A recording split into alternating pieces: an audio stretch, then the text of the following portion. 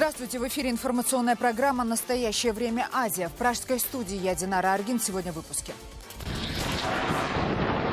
Вопрос, кто сбил малазийский Боинг над Украиной, пока остается без ответа, но следствие точно установило, что комплекс «Бук», с которого была пущена роковая ракета, прибыл в Донбасс из России и туда же тайно уехал. Второй перехваченный разговор свидетельствует о том, что установка была действительно доставлена. В Восточном Алеппо авиация уничтожила очередной госпиталь повстанцев. Погибли почти все пациенты и врачи. Новое наступление армии Асада и России бьет все рекорды по жертвам среди гражданских лиц.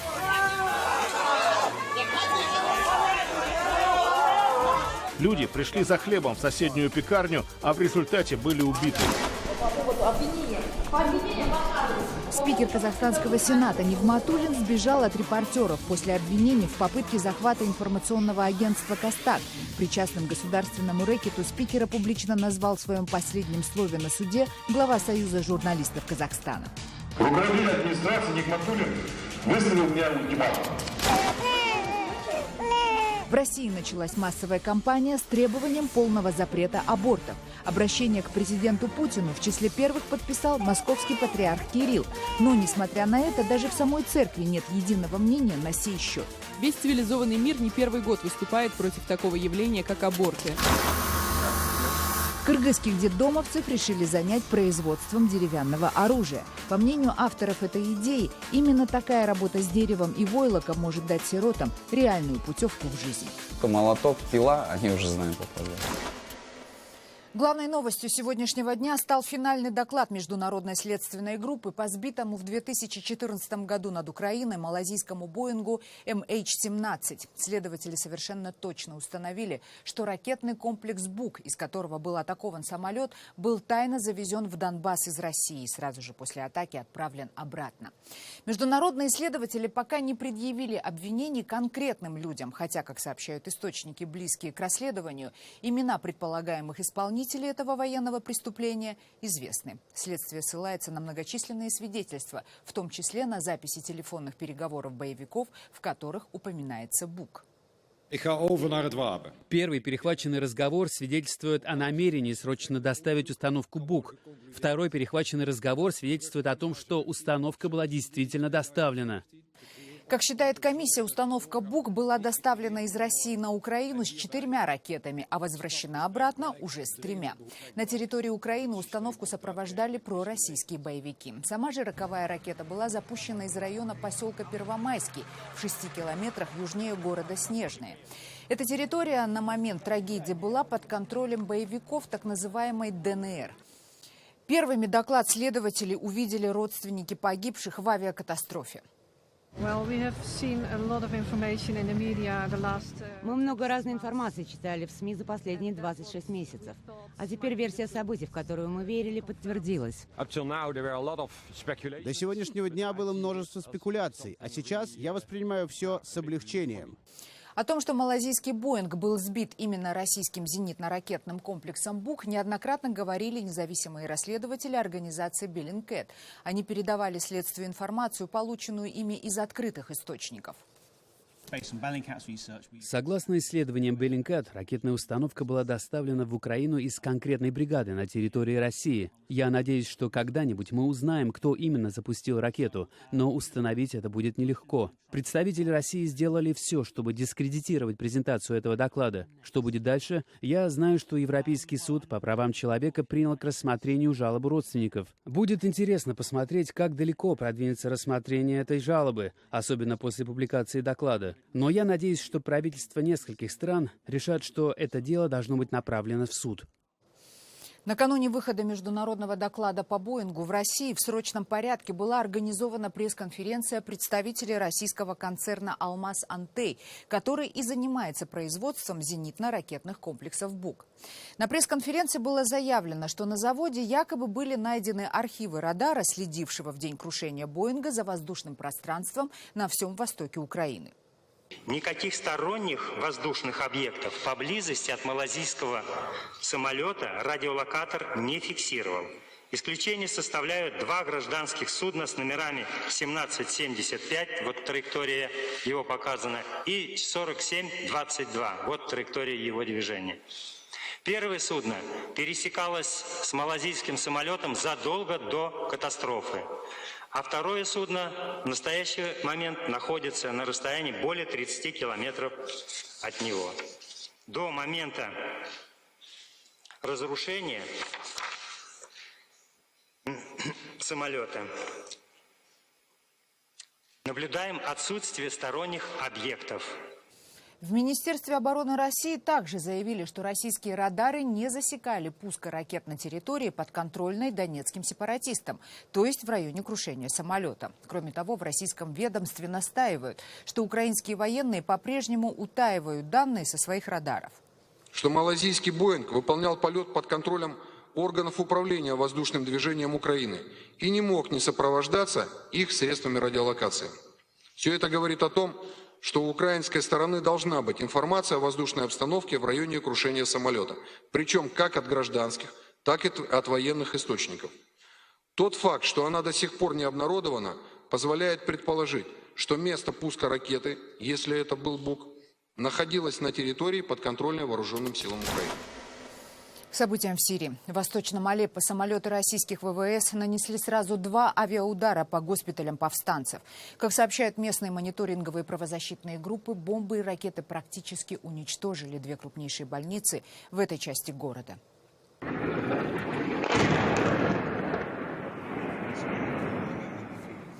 Вы видите кадры, которые удалось снять очевидцам во время удара по больницам. В результате попадания ракет и бомб погибли почти все пациенты и врачи этих лечебных заведений.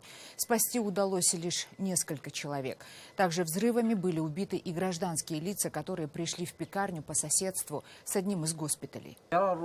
Российские самолеты пролетели над Алеппо и начали пускать ракеты. Многие погибли и пострадали. Люди пришли за хлебом в соседнюю пекарню, а в результате были убиты.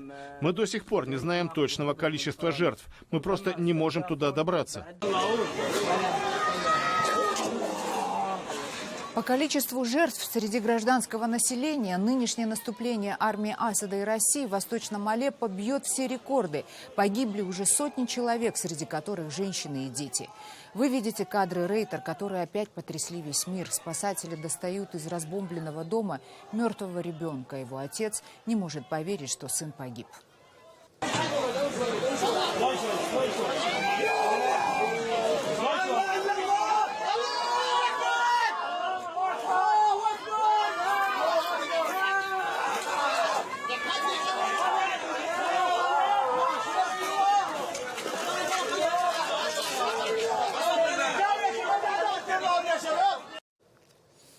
А это съемки с дрона квартала Восточного Алеппо через несколько часов после самого мощного авианалета, во время которого было произведено почти 150 авиаударов. Как вы видите, диаметр воронок составляет несколько десятков метров, что свидетельствует об огромной мощности применяемых боеприпасов. Многие кварталы уже и до того разрушены обстрелами и бомбежками. Во время последних авиаударов буквально были стерты с лица земли. Во многих районах города после авианалетов практически не осталось жителей.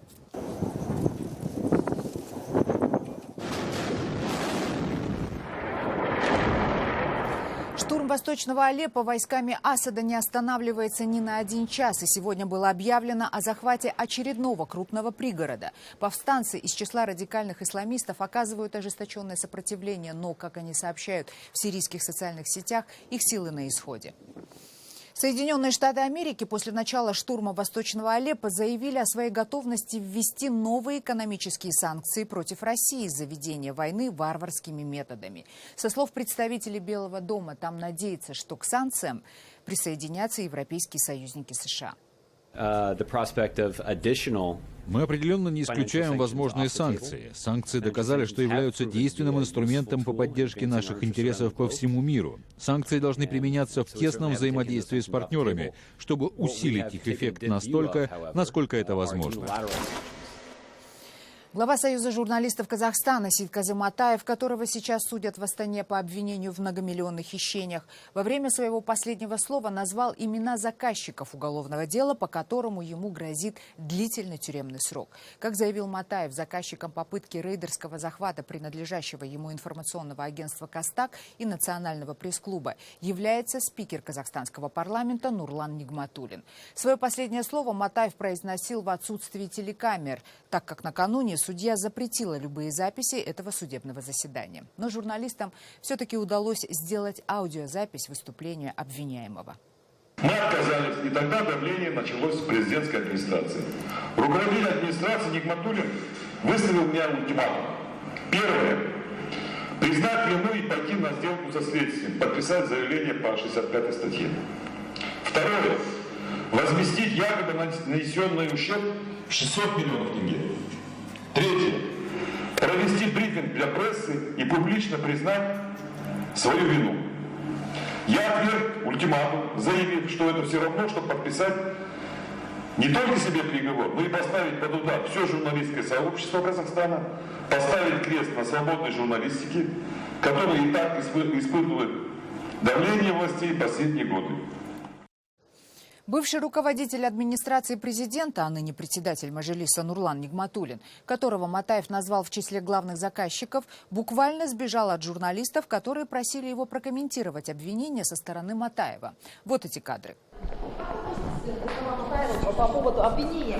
По обвинениям ваш адрес. По поводу того, что это вы сами. Вы видите, как Нигматуллин, скрываясь за спинами своих высокорослых охранников, не произнося ни слова, почти бегом покидает здание парламента, в котором он является практически первым лицом. Чуть позже его письменные комментарии были опубликованы только в одном информационном агентстве «Нур-Кейзет», где он даже посочувствовал Матаеву, но заявил о своей непричастности к этому делу. Далее в программе. В России началась массовая кампания с требованием полного запрета абортов. Обращение к президенту Путину в числе первых подписал московский патриарх Кирилл. Но, несмотря на это, даже в самой церкви нет единого мнения на сей счет. Весь цивилизованный мир не первый год выступает против такого явления, как аборты. Кыргызских детдомовцев решили занять производством деревянного оружия. По мнению авторов этой идеи, именно такая работа с деревом и войлоком может дать сиротам реальную путевку в жизнь.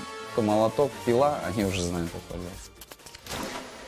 Скончался бывший президент Израиля Шимон Перес, политик, без которого трудно представить не только современную историю Израиля, но и всю мировую. Именно Перес поддержал мирные переговоры с палестинским лидером Ясером Арафатом, за что они оба получили Нобелевскую премию мира. Подробности в репортаже Рейтер. Израиль скорбит о Шимоне Пересе. Бывший президент, находившийся в эпицентре политической жизни с момента образования государства Израиль, скончался в среду в возрасте 93 лет. Сын Переса Хеми рассказал, что его отец ушел из жизни мирно. В завещании политика сказано, что роговицы его глаз должны быть переданы для трансплантации. И в этом есть символический смысл. Отец завещал нам будущее. Смотрите в завтрашний день, говорил он. Смело и мудро стройте будущее Израиля и продолжайте бороться за мир. Нам повезло быть частью его семьи, но сегодня мы чувствуем, что об отце скорбит вся страна. Премьер-министр Израиля Биньямин Нетаньяху выразил соболезнования семье Переса, человека, который посвятил жизнь борьбе за независимость своего народа. Президент Реувен Ривлин сказал, что в истории Израиля нет главы, частью которой не был бы Шимон Перес. Он один нес целую страну на крыльях своего воображения, на крыльях своей мечты. Люди на улицах Тель-Авива опечалены смертью бывшего президента. Я всегда уважал Шимона Переса. Сегодня весь мир, кажется, сошел с ума, но он оставался на голову выше всех современных политиков. Он был человеком мира. Для палестинцев слово «мир» несовместимо с образом Шимона Переса. На западном берегу и в секторе Газа в среду сложно было услышать слова скорби. Я счастлив, как и все палестинцы. Надеюсь, все израильские лидеры за ним последуют. На его руках много крови палестинского и арабского народа. На его эпоху пришлись войны с Египтом, Сирией и Палестиной. Он помог построить государство Израиль и принес туда ядерную бомбу. В 1994 году за подписание мирных соглашений с палестинцами Перес удостоился Нобелевской премии мира вместе с тогдашним израильским премьером Ицхаком Рабином и палестинским лидером Ясером Арафатом. Запрет абортов – одна из главных тем, которую сегодня обсуждают в России. Новый детский омбудсмен Анна Кузнецова поддержала соответствующее обращение инициативной группы. Его составили участники движения «За жизнь» и православные добровольцы. Свою подпись под обращением к президенту Путину поставил и патриарх московский Кирилл. В тексте петиции говорится о полном запрете абортов и вспомогательных репродуктивных технологий, таких как ЭКО, признание за эмбрионом статуса человека и необходимости оказания материальной помощи беременным женщинам из федерального бюджета. Весь цивилизованный мир не первый год выступает против такого явления, как аборты, и мы поддерживаем эту позицию. При этом, конечно, считаем, что этот вопрос требует системного подхода. Теперь можно говорить о формировании успешной практики в России по совместной работе государства с общественными институтами по профилактике абортов. Позицию патриарха мы попросили прокомментировать руководителя православного медико-просветительского центра «Жизнь» протоиерея Максима Обухова. У меня такое подозрение, что патриарх как раз этого не хочет и не создавал большого шума вокруг этой процедуры. И пресс-служба так активно это не продвигала. Этот факт. Но, по-моему, если не ошибаюсь, речь идет о подписи за запрет финансирования абортов из средств налогоплательщиков. Там несколько иная позиция, потому что нужно понимать, у нас на уровне законодательного органа Государственной Думы поддержка запрета абортов порядка 5% депутатов. Это с большой натяжкой 5%. Одновременно с этим российское правительство поддержало законопроект о запрете на бэби-боксы, составленный сенатором Еленой Мизулиной, сообщает агентство «Интерфакс», в распоряжении которого оказался черновик документа. Бэби-боксы – места, где женщины могут анонимно оставить ребенка. На протяжении последних 5 лет они устанавливаются в некоторых медицинских учреждениях и религиозных организациях России. Со стороны улицы открывается специальное окно. Внутри здания кроватка-колыбель. Младенца кладут в бокс и закрывают дверцу. В это время в здании раздается сигнал, и персонал забирает ребенка. У его мамы при этом есть полгода, чтобы изменить свое решение. После этого ребенок попадает в детский дом. Сенатор Мизулина внесла в Госдуму законопроект о запрете бэби-боксов в июне этого года. В нем она предложила штрафовать организации, установившие боксы, на сумму до 5 миллионов рублей. Это почти 80 тысяч долларов. Сегодня в России функционирует около 20 бэби-боксов. В центре столицы российского Дагестана Махачкалы открылась гостиница для жертв домашнего насилия. Впрочем, гостиницей ее назвать можно только условно. Это 4-комнатная квартира. За 5,5 лет работы приюта пристанище там нашли 36 женщин. Подробнее Халид Амаров. Чувствовала все время себя униженной, оскорбленной. Перед своими детьми что угодно мог мне говорить. 30-летняя Патимат, имя изменено в целях безопасности героини, пережила столько унижений и страданий в 2 браках. От первого мужа у нее 3 детей. Во второй раз она вышла замуж за мужчину, у которого уже было 7 детей.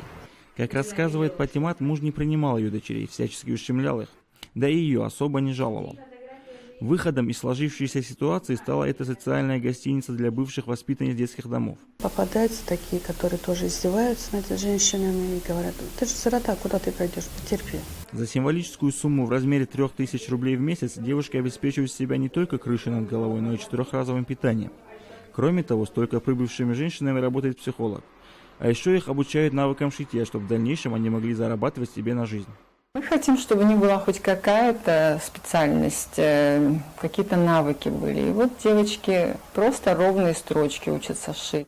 За 5,5 лет существования этой гостиницы здесь спаслись от террора своих мужей 36 женщин-сирот. На сегодняшний день в приюте проживает 3 женщин, но страх перед бывшими мужьями не позволяет им даже мельком попасть на камеру. И как считает адвокат Арсен Магомедов, как ни печально, но обиженные женщины сегодня в Дагестане в основе своей не могут получить помощь в специально созданных государственных институтах. Если, допустим, в полицию придет человек в костюме с галстуком с адвокатом, или просто в костюме с галстуком, высока вероятность, что он добьется того, что он хочет.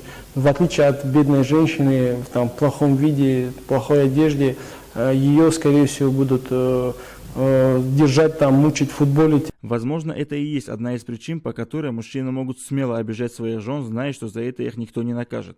Однако Дагестан – это республика, где в основном проживают мусульмане, а согласно исламу на женщин нельзя поднимать руки. И ислам также запрещает любое угнетение постороннего человека, и тем более угнетение своей родной жены.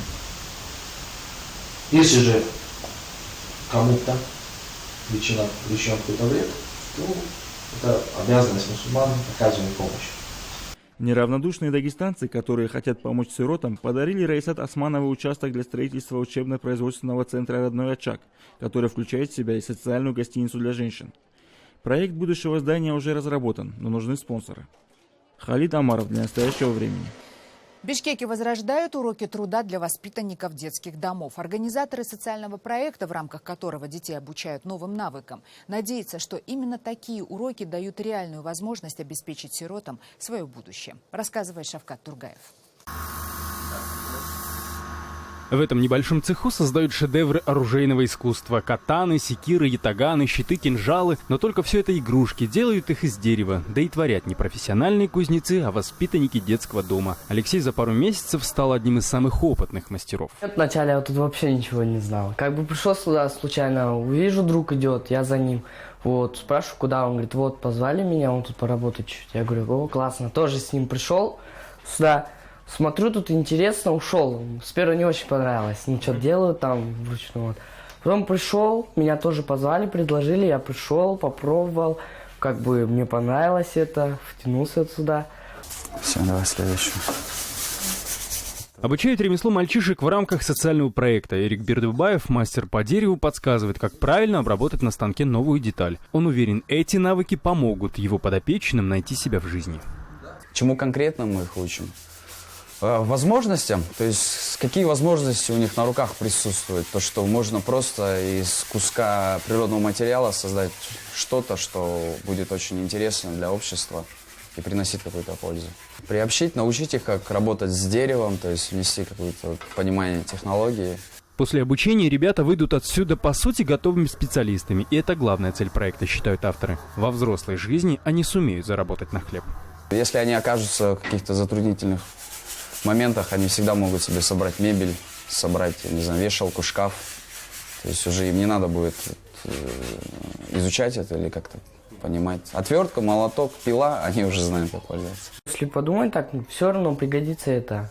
Может быть, я выучусь по своей профессии, не пойду, вот пойду так, по дереву работать. А в этом кабинете заправляют уже девочки. Игрушки из войлока, сказочные герои, юрты и многое другое. Все это они создали собственными руками. У руководителей проекта есть идеи в будущем создать предприятие по производству игрушек. А воспитанники детских домов, став совершеннолетними, сразу получили бы работу. Я, конечно, хотел бы привлечь именно в дальнейшем этих ребят, если мы будем расширяться.